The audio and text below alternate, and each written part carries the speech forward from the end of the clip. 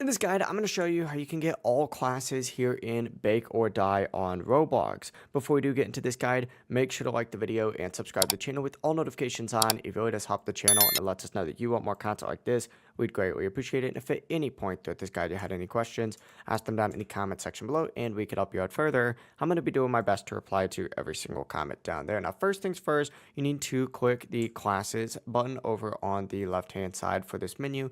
And this is going to show you all of the classes that you can go ahead and unlock. You actually get these with these golden nuggets right here. So you need to earn nuggets before buying them. And the best way to get those nuggets is by completing daily quest or just surviving more days. You can see your daily quest over here. You get 1, 2, and 3 nuggets depending on what you go ahead and do. But every day that you survive also can give you nuggets. So just keep playing through the day and night cycles to build them up. You can also use the skip day option to progress faster if you're just trying to farm days. But once you have enough nuggets, go back to the classes menu just like so and choose whatever class you want and purchase it from this area.